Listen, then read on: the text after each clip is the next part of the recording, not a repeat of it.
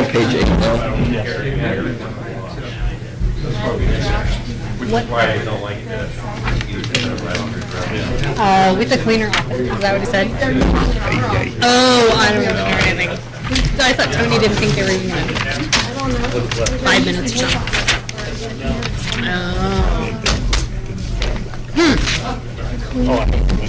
Exactly. A year or two. Oh. All right, we'll go ahead and reconvene the Nevada Board of Wildlife Commissioners meeting on April 15th.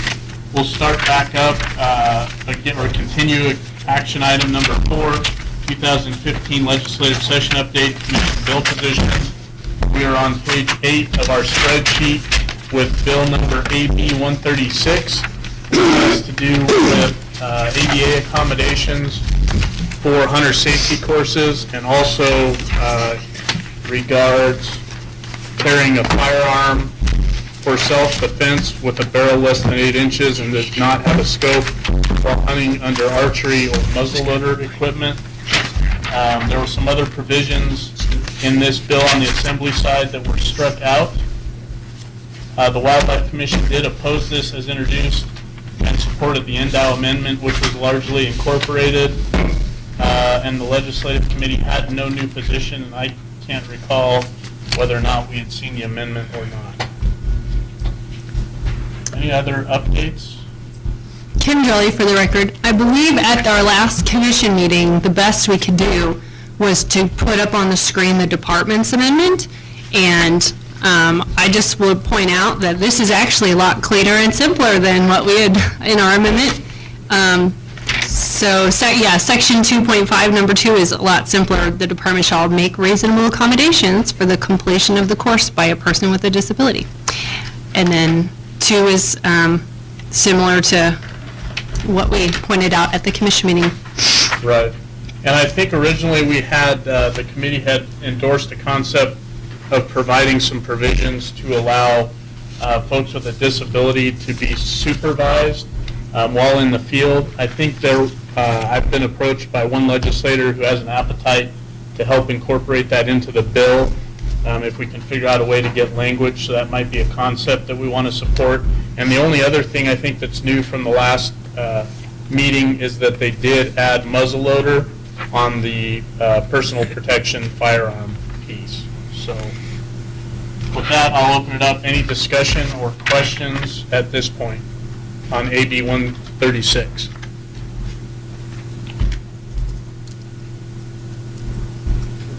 Do we have everyone on the phone still? Elko?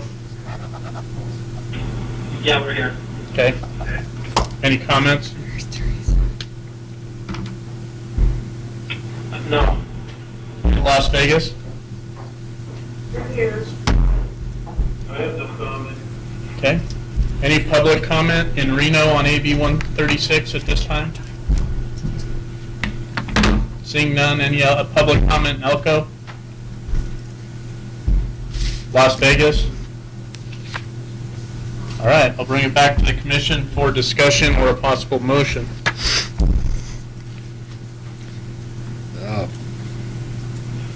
Chairman Drew, the only comment I would make is, and maybe this is lawyer overkill, but in subsection B, it seems like that should be may not use the self-defense firearm to hunt any wildlife, only because they added muzzle-loading firearm and then they didn't really specify in that subsection B. It's obviously a reference to the self-defense firearm in 2A, but I think that's just statutory cleanup that should be made. Because obviously you can use the muzzle-loading firearm that you have your tag for to hunt wildlife. Right. So.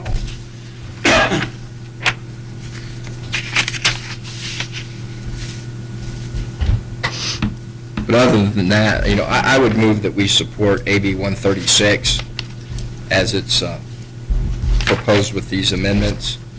And then if we want to offer the comment to them on that statutory clarification, we do that as well. But that, my support of the bill is not contingent on that change being made. Okay. Was that in the form of a motion? That was. Okay, so do we have a second? I'll second it.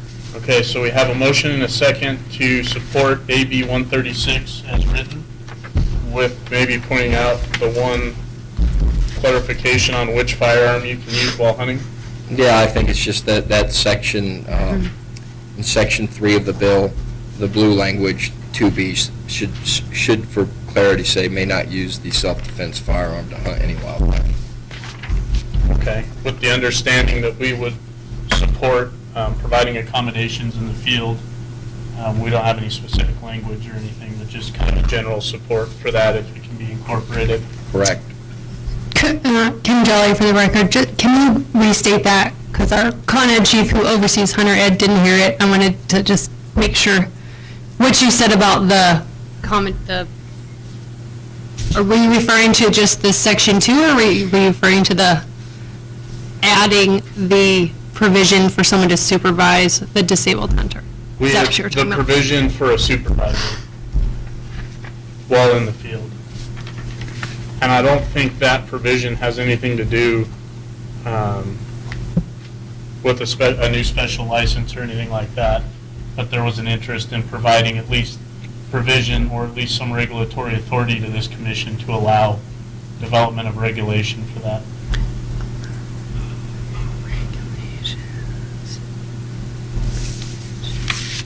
Comments or questions on the motion? Commissioner Lane, I've been opposed to carrying the firearm for defense from the very beginning, so I'm going to stand with that and put it into motion. Okay. Any other comment or discussion on the motion? All right, all those in favor, please signify by saying aye. Aye. Opposed? Commissioner Lane, you were opposed, correct? Correct. Okay, so the motion carries 7-1.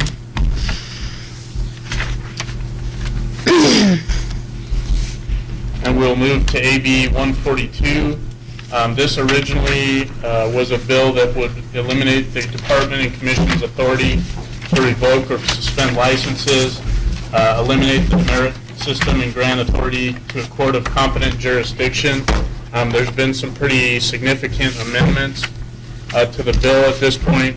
Probably the biggest amendment is that it actually pulls the entire demerit schedule into the NRS, so we would have no authority to change that. There is now a provision that allows someone to take a hunter safety course if they have accumulated 4 or more demerits, and that would deduct 4 demerits, and there's no limit on the number of times that they could take that course. And I believe in terms of revocation of a license, I think it's still in the hands of the courts. Tyler? Kim Jolly, for the record, this was another bill that Susan Scully verbally stated, and I put this in my, in the NDOW legislative update. Where is it at?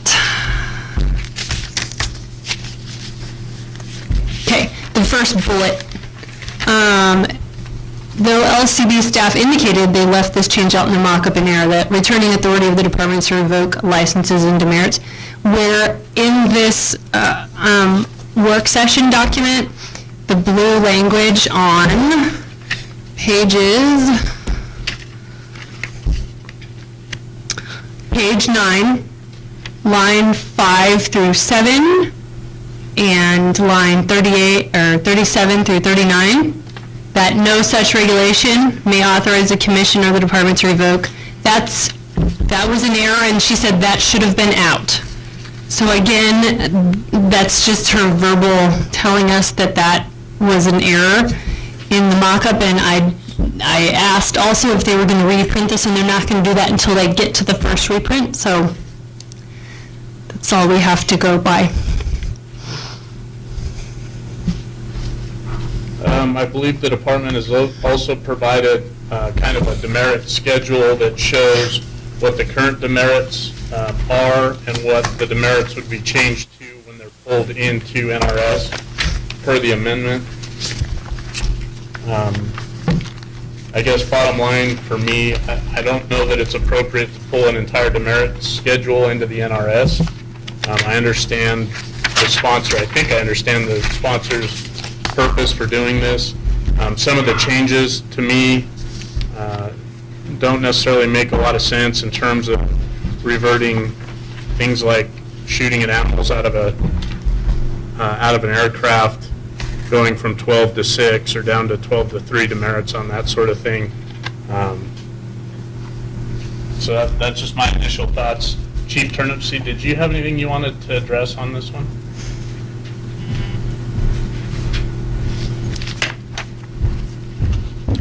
Chief Game Warden Tyler Turnipseed for the record.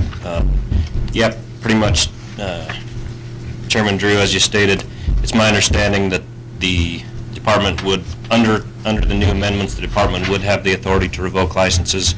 The difference being that the demerit schedule would be in statute rather than in NAC. And in moving the demerit schedule to statute, the sponsor proposed amending a bunch of those demerits way down. I think 19 of them, reducing them down, some of them from 12 to 3, 9 to 6, just reducing a bunch of demerits. And then you're right, added in the clause to allow someone to take the hunter ed class, removing 4 demerits from their demerit total once they've accumulated 4 demerits. Sets no limits on how many times they could do that, so essentially a person could take the class every time they got a ticket and never get revoked. The third thing that was put in the bill was to reduce the killing of a mountain lion illegally down to a misdemeanor. Currently it's a big game animal, so killing a mountain lion without a tag would be a felony. I had forgotten about that piece. Thank you. Any questions of Chief Turnipseed while he's up at the podium? Okay, thank you. The other thing I would point out is that the commission was previously opposed. What we were opposed to is the revocation of our, or the department's privilege to suspend or revoke a license. The legislative committee didn't have this amendment. It was another last-minute amendment on Thursday, if I am not mistaken. So I know our official position prior was to oppose, but it's kind of a different animal at this point. So I think we probably need to move forward with a new position based on the updated bill before us. Commission discussion or comment? Mr. Chairman, so I guess I want to understand this. So it passed through the Assembly Natural Resources Committee as amended, is that correct? Mm-hmm. Correct. Do you know what the vote was on that? Yes. Kim Jolly for the record. The only nay vote I heard was Assemblywoman Swank. However, there were several, I think the other 3 Democrats said they would reserve the right to change their vote on the floor. So it was all in favor except for Assemblywoman Swank. But, yeah. Additional discussion or comment? Okay, hearing none, I'll bring it out to public comment on AB 142. Reno, we've got one. For the record, Joe Blakeslee. To start, I'll articulate the coalition's position. We agreed to take the demerits back to their original number. I'm not sure that the analysis that's in this update is correct. It might be, but the question was some of these things that came after the original bill. If I would think that our position would be that if it ever started it as a 12 demerit, then we would keep it as a 12 demerit. We weren't going to take it back to a 6 if it never was there in the first place. So our thought was that we would go back to the original legislative intent. Once again, the legislative intent here was to protect sportsmen, not to punish them. I think that's very important to understand. The 4 demerit thing, I didn't realize that was forever. I thought that would be once. but I don't see the reason for having to wait until you get to 9 before you can take that. I would support, and this is me speaking, I would support being able to take it once you got your first demerit.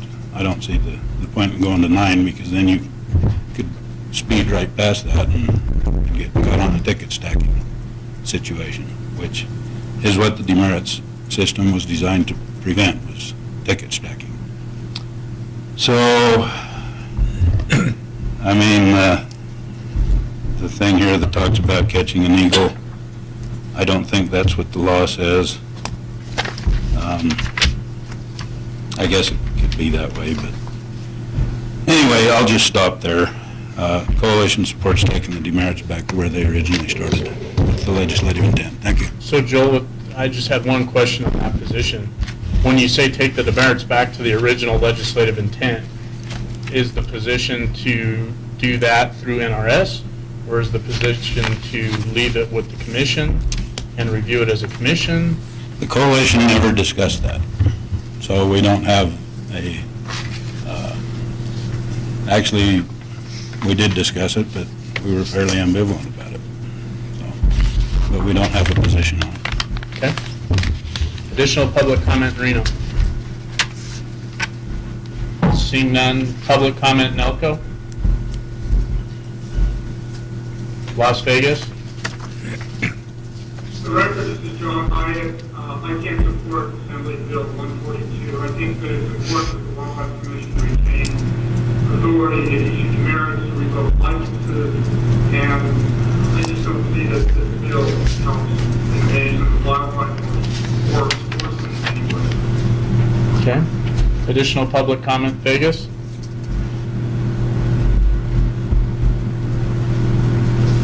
Okay, hearing none, I'll bring it back to the commission for any discussion.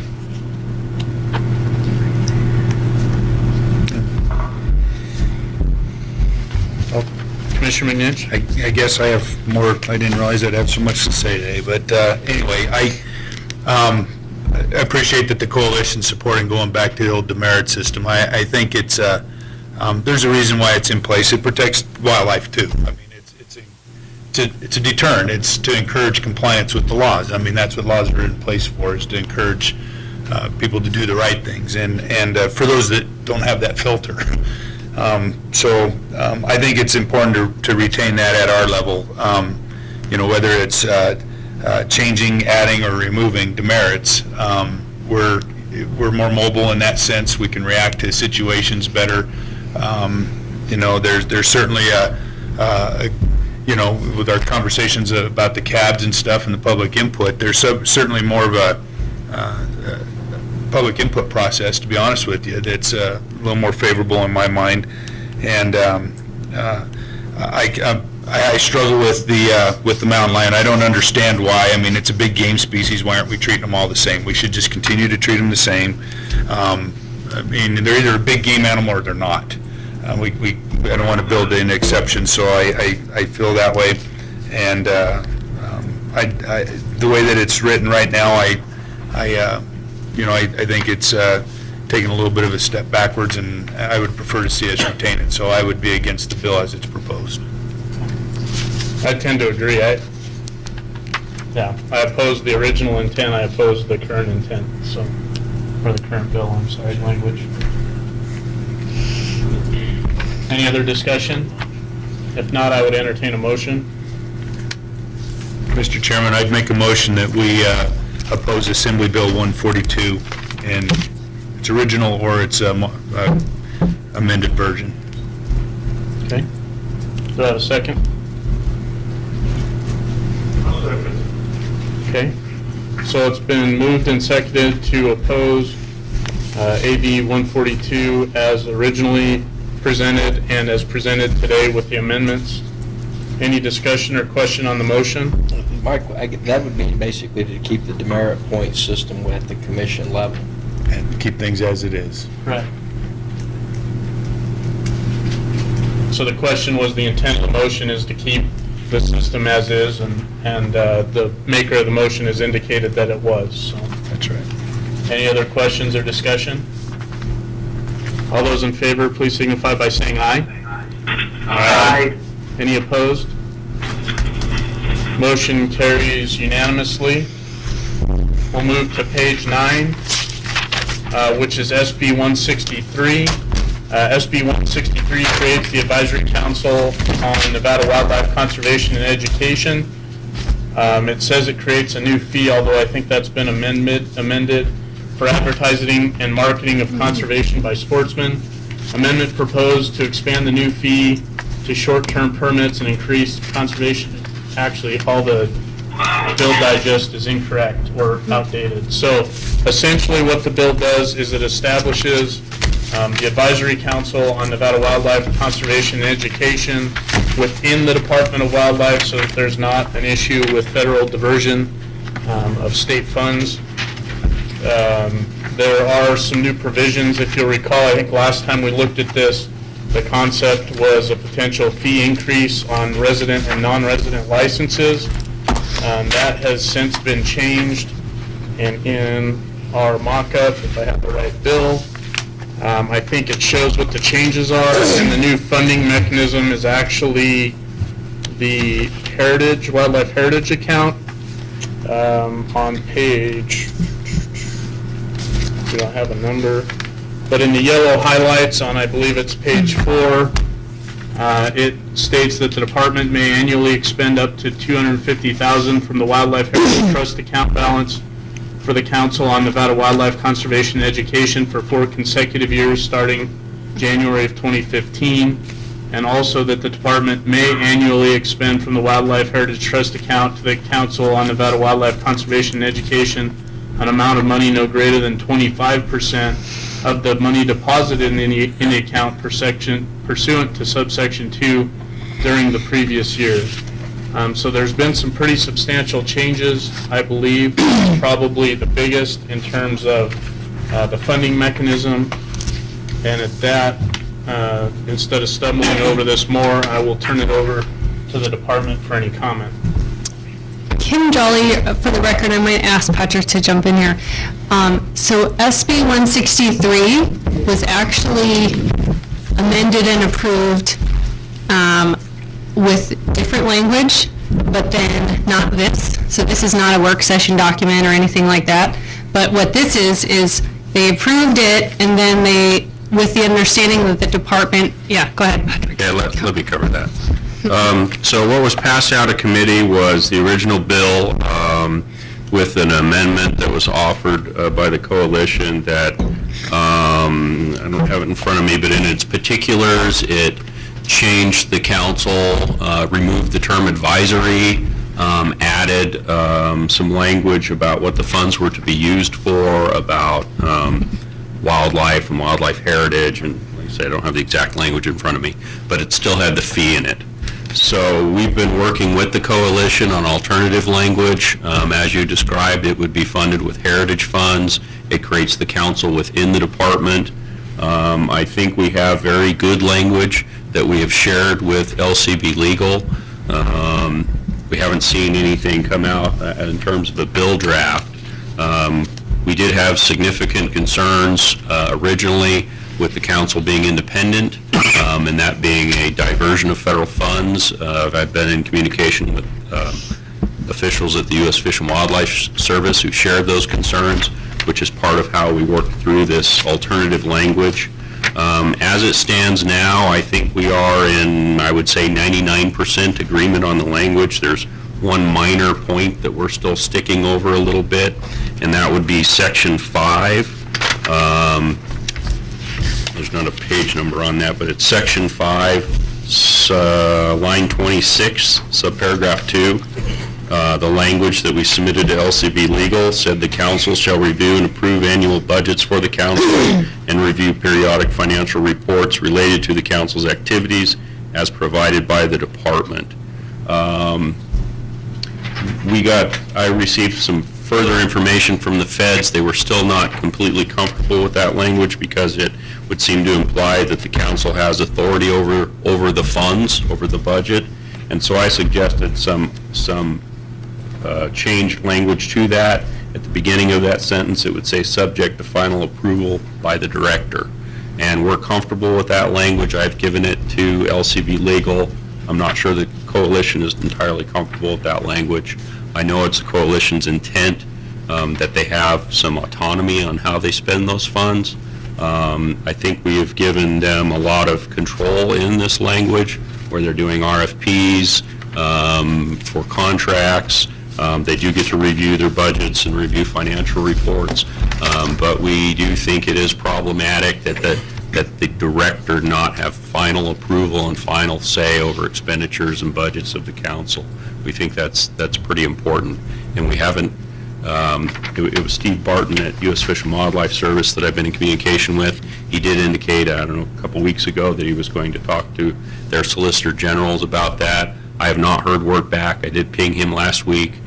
Irrespective of their response, we think this is prudent language to put in there, subject to final approval by the director. If we can get that language in there, I think we're very comfortable with the bill, with this draft mock-up as we've worked with the coalition. Thank you, Patrick. Any questions of Patrick at this time? Mr. Chairman, Commissioner Lane, so I'm trying to understand this. I did listen to the first hearing, but you're saying, so it says, and I'm looking at the work, it says $250,000 annually and up to 25% on heritage and community purpose. But is that correct, or is it just $250,000 in heritage? I believe it's both, Commissioner Lane, the way I read it. So for 4 years, they're going to get $250,000 out of the principal of the Heritage Trust account, or may expend up to that amount. And then in perpetuity, at least the way it's written, they may expend 25% of the money deposited into the account. And if you'll recall, 75% of the money comes to the department, and then the department and the commission work together to identify work programs for the next year, and 25% goes towards the principal. So essentially what that perpetual funding stream would be is the 25% that goes to principal. So if the council were to maximize what they can expend from the account, they would essentially spend the principal down by $1 million over 4 years, and then could, if they so choose or may, expend up to 25% that comes in on an annual basis that the commission has no authority on at this point anyway. Did I state that right, Patrick? Yes, yes. Other questions or discussion? Okay. With that, I'll open it up to public comment. Reno, my guess is that we will have public comment. Reno, come on up, Mike. For the record, Mike Bertoldi, Coalition for Nevada's Wildlife. What Patrick said is absolutely true. We worked together and hammered out 99% of the language. We do have an issue with subject to final approval by the director, and because it basically turns a 7-person council into a 1-person council. So we understand the diversion issue. We're sensitive to that. Yesterday, I actually asked for some input from the director's office. We didn't hear any, so we basically contacted our congressional delegation to get some help to get a DOI opinion on whether it's a diversion or not, the way it was. And if it isn't a diversion, we'd like that language removed, because we'd like Patrick said, we'd like some autonomy. And we've given in on quite a few things, giving the director a lot of control here. But basically, under the Heritage Trust Fund, the commission gets to review and approve expenditures, and the department then expends the money. So we want basically that same control. So other than that, it's perfect. So that's it. Questions? I guess quick questions. We have to wait for those lawyers that take always too much time to answer a question, give an opinion, back, so we know one way or the other? Right now, we will accept the language that's been inserted, if that's all we can get, if we don't get an opinion by the time it goes. We expect it to be out of, it's in LCB right now. We expect it to be out by Monday next week, and probably on the Senate floor. So it didn't have to go back to committee, because basically the department was directed to make changes to address the diversion issue, and they did. So, again, that's our only hang-up on this thing is we'd like a 7-person council with 1 person can't override 6 others. Thank you. Additional public comment, Reno? Come on up, Doug. Doug Martin for the record, Carson Cab. Thank you, Mr. Chairman. Our cab voted to support this going all the way back to January of this year when we first heard about it, and just wanted to remind you of our support. Thank you. Additional public comment, Reno? Come on up, Bob. For the record, Bob Renner. One, I'd like to say I very much support this. We've been working on a bunch of this to try and get it tuned up and get it working right. The concern and the holdback and how this all rolled out is when we first got the presentation at the initiative of what this is all about, and hey, we're gonna say how great everything is. All the sportsmen sitting around the table said, great, this project's going to be about what great things sportsmen do and how this is all working. And they're going, no, no, no. And at the same meeting, at the same thing, the director was there, and he says, yeah, we're going to get up and say how great, this is all about how great the department is and what they're doing. And the folks who were putting on the presentation from Colorado and from Michigan said, we tried that. What this has to be is it has to be about what the public, the non-hunting public wants. That's what this PR program is about. And so we totally trust this director is going to work fine with this and be able to do that, but as we all know, directors change. And we want to make sure that we're following the tried and true, because, I mean, it's bounced around, and they've had some tough times, and they've taken some missteps, but it's all about what the non-hunting public is worried about, and there are 3 main things they're worried about, and it's very effective, and it does wash over into what great things you're doing in the department and what great things sportsmen are doing, but it has to start what they care about for them to even listen to it about what everything else is. So that's our concern with giving the department total control over what's going on, both the message and the money and everything else. It's like this thing worked. Colorado's having difficulty. They've got it set up under the department right now, and they're having some difficulty, and they've been at it for a while. So things do change, and that's just our concern. Is you know, we certainly support this as it is. If that's what we can get, we certainly know the current director is going to do a great job with it and carry it forward, and we should be able to work with it. And I just want to give you a little background on what the concern was. Additional public comment, Reno? Public comment, Nelco? Las Vegas? And for the record, Mike Green, Southern Nevada Coalition. I just want to echo what Mr. Bruder just highlighted. I'd like to add to that the fact that this bill itself is a bipartisan bill. Senator Hammond and Assemblyman Joyner, they are both on the Nevada Sportsman's Caucus. We applaud them for bringing this forward. And it is true. This is to highlight to the public that's uninformed about wildlife just the simple fact that we went from 2,000 desert bighorn sheep to 12,000. There are organizations such as Fraternity that's out there, they got 800,000 gallons of water on the mountain. Somebody needs to learn how that came about, and that there is people out there that are doing it for the wildlife. It's not just harvest, but it's filling the niche, it's filling the need for the wildlife, and the Southern Nevada Coalition wholeheartedly sponsors this, endorses this bill. Thank you. Okay. Additional public comment, Las Vegas? All right, hearing none. Patrick, the comment was made that this system would work much like the Heritage system works with the commission. I'm kind of curious as to how similar or dissimilar that is. For the record, Patrick Cates. I think I'll answer that by First, I want to touch a little bit on the federal diversion regulation, because it applies here.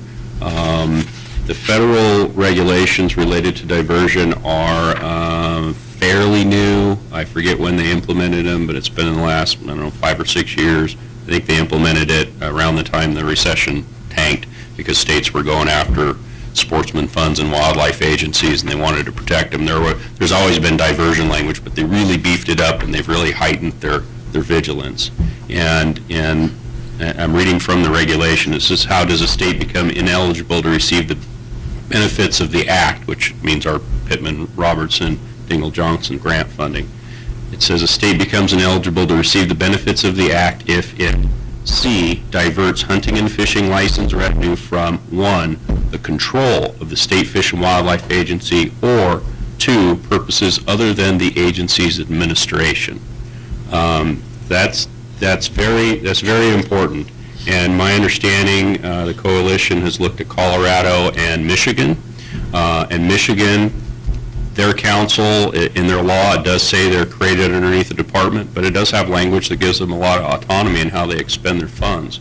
When I talked to Steve Barton about that, he said they were not familiar with the Michigan law, and they often don't find out about them until another state tries to copy them, and that they were going to look very closely at what Michigan is doing. I think that could be problematic. In regard to heritage, the heritage language, for one, this language was put in statute in 1995, long before this current federal regulation. And in that language, where it creates the Heritage Trust account, it's very clear throughout the language that it is money that the department is authorized to spend. It says money in the account must be used by the department as provided for in this section. The department can receive funds from the following sources. The department may annually expend money from the Heritage Trust account an amount of money not greater than 75%. And in the last couple of sentences in that section, it says, the commission shall review and approve expenditures from the account. No money may be expended from the account without the prior approval of the commission. The commission shall administer the provisions of this section and may adopt regulations necessary for the purpose. So in the case of heritage, there's a lot of language that the department has the authority to approve to expend these funds. It does give authority to the commission to review and approve those expenditures. That's why we go through the heritage review, but it's pretty clear that the department has ownership over these funds, and I'm not entirely certain if I were to show this language to the feds, how they would view that compared to the federal, the current federal regs. I don't know if they would review, look at the language that says the commission shall review and approve expenditures.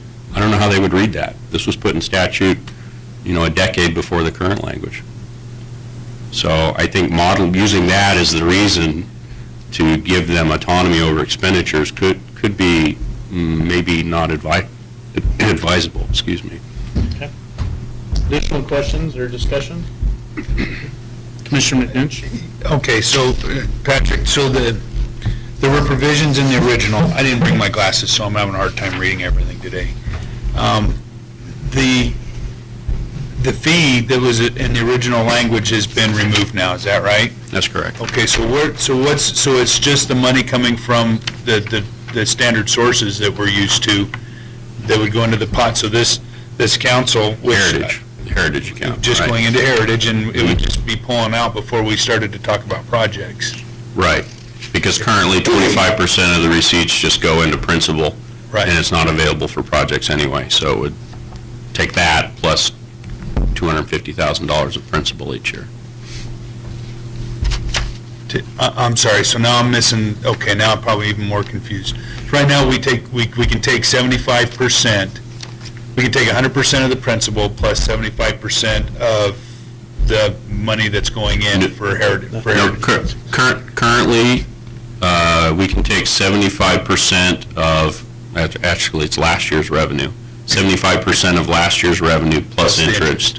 We can spend that on heritage projects. Okay, maybe I misstated it, that's what that The was. principal you can't touch, 25% of the last year's revenue you can't touch. I'm sorry, you're right, I see what, yeah.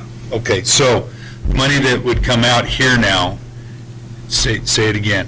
So we're going to take out, So the 25% that's currently going to principal of prior year revenue, that would go to support the council, and also $250,000 of the principal would be drawn so down nothing's for going 4 into the years. principal for 4 years. Yeah, and basically, the Heritage account has about $7 million in it right now. It's been growing by design, and so over 4 years, they'd expend $1 million of that. The principal would be down to about $6 million, and it wouldn't keep growing because that 25% wouldn't be added Which every will year. be a reduction in the amount of interest, which has been going up again now that so we're going to have a reduction in the amount of money we have on the interest side. We would, but with a $7 million balance, we earn $22,000 in interest on that account. So the returns are not what they used to be. Understood, okay. So I guess where I'm headed is, I support the concept of this, by the way, I do, I support the concept, but I'm wondering to what level are we going to, well, I guess that's why it's built that way. So I see that we're trying to minimize the impact of the Heritage account as it currently functions, is what's happening, okay.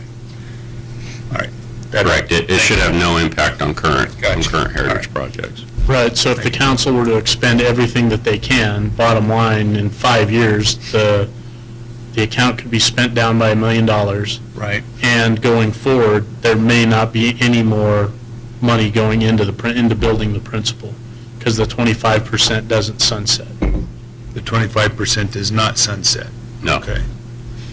That, to me, seems, because this is something that, it's kind of a two-edged sword. The legislature's kind of targeted that once in a while, where they've looked at it. So the fact that it's not growing might not be a bad thing, but there's going to be a point in time where that, the interest rates are going to be really high, and, there's a big difference when, if you're playing with $10 or $15 million versus $6 million, that's a significant chunk of money. And there was a time where the interest on this thing was approaching $800,000 a year? I don't recall the exact numbers. It's certainly been a lot It was higher. up there. Yeah, I know that. a lot Jack higher. might remember it a little bit, but it was a lot of money. Big, but Several $100,000. we didn't have the revenues, and we've only spent 25% at a time, so we weren't spending that much. All right. Yeah, I guess a couple concepts. I've been supportive of the general concept from the beginning. It did make me nervous when the language came out, because I don't think it met the intent of what Michigan and Colorado were doing. I think that's been addressed. I think that's still incorporated in this language. I do like the fact that we aren't looking at a fee increase. I don't necessarily have an issue with spending down some portion of the trust account, because to be frank, I don't think that money's doing us any good at this point. I'm a little uneasy about the 25% perpetuity, but if there's not a big push or concern against that, I can live with it. But I will say this, because it is money that's coming in from sportsmen, and because it is, in that sense, under the public umbrella, I really encourage the group, and I think I've done this on multiple occasions, to figure out the best way to avoid any possibility of a diversion situation. And if that means a lack of complete autonomy, then that's what it's going to mean. I know the commission certainly doesn't have autonomy in a lot of cases, and we've found ways to deal with it and work through it. If you want complete autonomy, form a 501c3, and I know you guys know how to do that and raise the funding yourself, is the bottom line to me. So I'm fine with the concept. I wish I had a little more input from folks on the 25%. I can live with it the way it is, personally. I just want to make sure that we get this diversion thing figured out and make sure we're clean going forward. But it's up to 25%, right? Right, It's not- correct. It's not a minimum, and then the Heritage expenditure still gets approved at the commission level, right? For the 75% that's, Okay. right. So, hate to keep asking questions, but it prompts a couple more. So who determines the 25%, up to the 25%? Where is that number, who determines that? For the record, Patrick Cates, that'd be part of the department's calculation in determining what the budget is. We would- But I mean, who determines whether to take all the 25% that's available or not?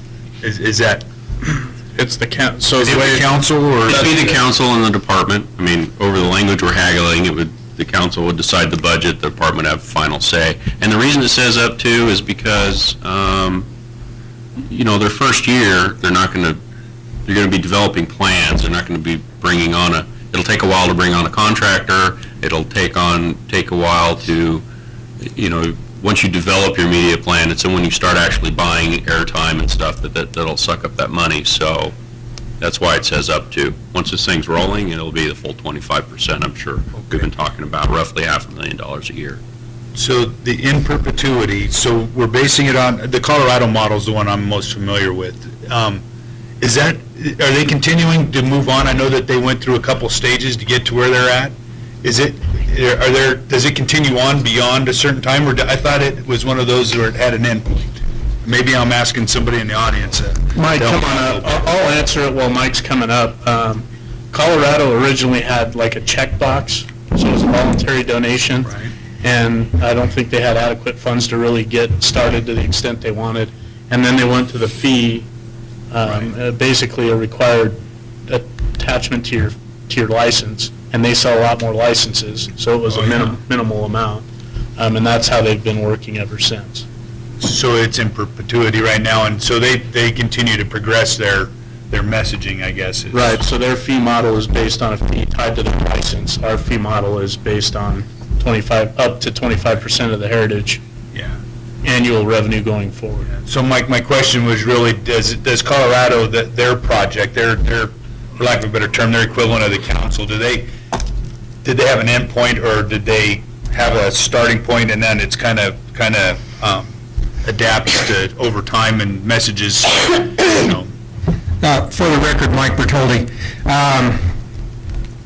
The Colorado model has evolved from rah-rah wildlife, rah-rah the department, to the Hug a Hunter program now. So it's evolved quite a bit, and it almost had to go through that whole metamorphosis, because they found out the original messages weren't resonating with the people that they wanted to target. So, and we'll certainly encourage the council to take a look at the ad agency they used, and there's quite a bit of information there to start with already. As far as the using the Heritage Fund, I can't think of a better thing for Heritage. And I really appreciate the department bringing that forward as an offer to help fund this. And we understand not raising fees on sportsmen, believe me.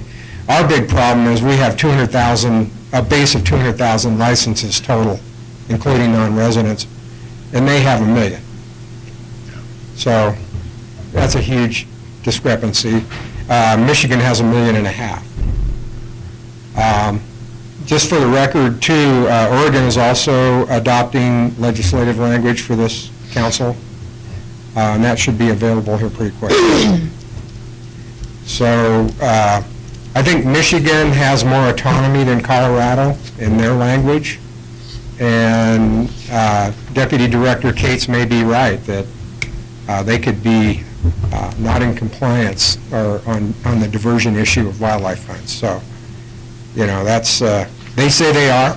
I've got an opinion from their director, but they haven't taken it to U.S. Fish and Wildlife Service either. So we're very sensitive of that. We don't want to do that. We did do a budget on this, and $500,000 is about what we need to put this message out. For the record, I know Steve Barton well, and he's very familiar with states and state budgets. He's been with WAFA for years. He's been in this business a long time, so I do trust him. I think his intentions are to keep us all out of hot water. It's not so it's real important that, I would tend to believe what he tells us. Well, if I may, Steve Barton's comments were, there may be a problem. Yeah. I'm going to refer to the Department of Interior solicitors. Right. So Keep we everybody want out of to hot speed water. that process up a little bit. So that's why we went to Sarah Moffett to see if she could walk it up the hill. Thank you.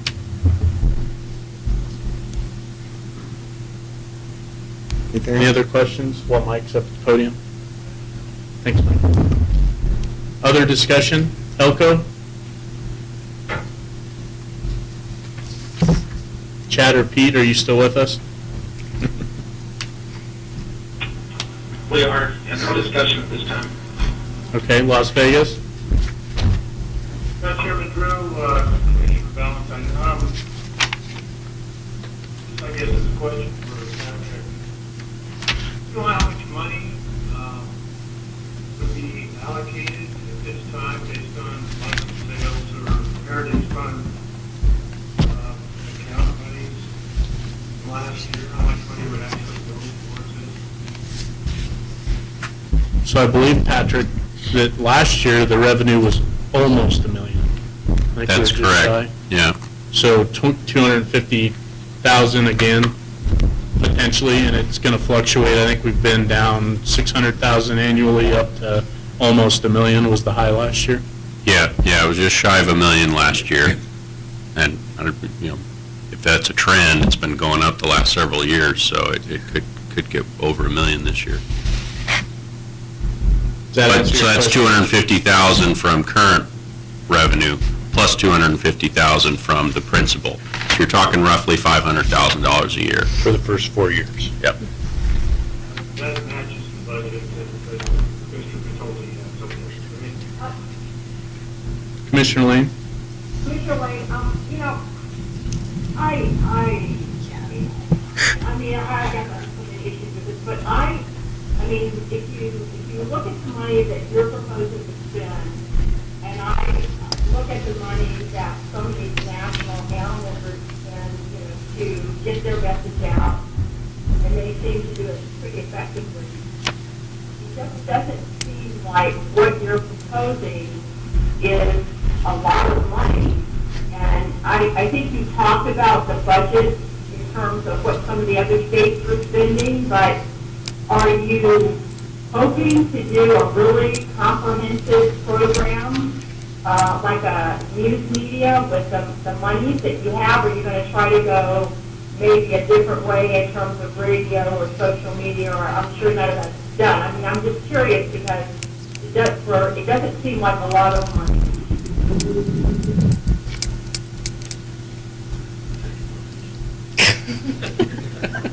Yeah, I certainly can't answer that. I think the only comment we got is they're open to take donations as well. So. My point, I think this is really important because, you probably may want to talk to places like R&R Advertising and say what